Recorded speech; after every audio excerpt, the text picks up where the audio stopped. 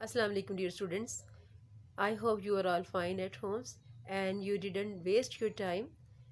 You must have learned all the parts of speech that I told you in my earlier videos. If not, go back to revise them because all of them will be used in today's lesson. Because today's lesson is about clauses and phrases. Clauses and phrases are of various types, but before starting to differentiate between them, let's see that what is the definition of a phrase. It is a group of few words and does not give a complete sense. It is an incomplete sentence. On the other hand, a clause is a complete sentence. It gives a complete meaning with a subject and predicate. Sometimes there are two or more clauses in a sentence joined by a conjunction, but both, or if there are three clauses, all of them will have their own subjects.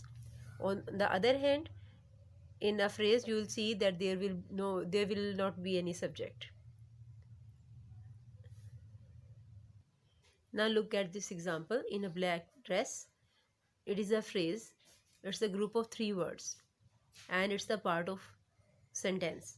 I saw a woman in black dress. So it is the part of a sentence. On the other hand, here we have a sentence. I saw a woman who was wearing black dress. Although the meaning is same, but the construction is different. Here we have underlined a clause who was wearing black dress, and this clause has its own subject.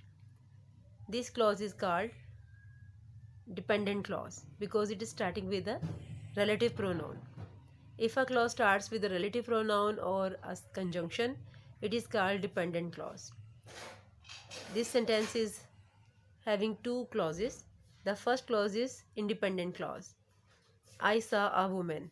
Here we can see the subject I. But beside being dependent or independent, the underlined words in both examples are also playing a role in the sentence, a grammatical function. For example, here the phrase in black dress. What is the relation of this phrase with the rest of the sentence? Yes, it is related to woman. Woman, which is a noun. So that's why it's an adjective phrase. Similarly, here in this sentence, the clause is related about the woman and it is describing the woman's suit. So this clause is also called an adjective clause. Our next example, Allama Iqbal was a man of wisdom. A man of wisdom is an adjective phrase, whereas Allama Iqbal was a man who had great wisdom. It's an adjective clause. See the next example. She spoke in a sweet voice. Here, in a sweet voice, in an adverb phrase. Why is it an adverb phrase?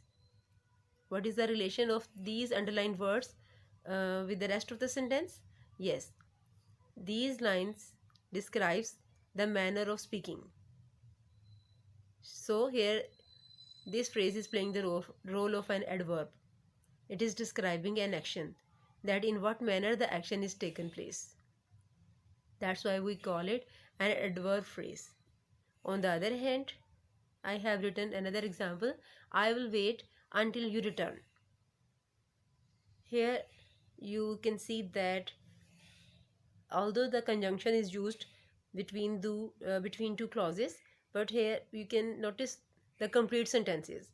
The first one is an independent clause and the next starting with the conjunction is the dependent clause. But even then it has its own subject and predicate. Here the subject is you and here the subject is I. So here we can see two clauses, one independent and the other dependent.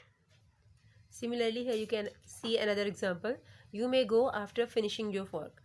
Finishing your work is a phrase, but you may go after you have finished your work is the clause, but both are adverb phrase and adverb clause.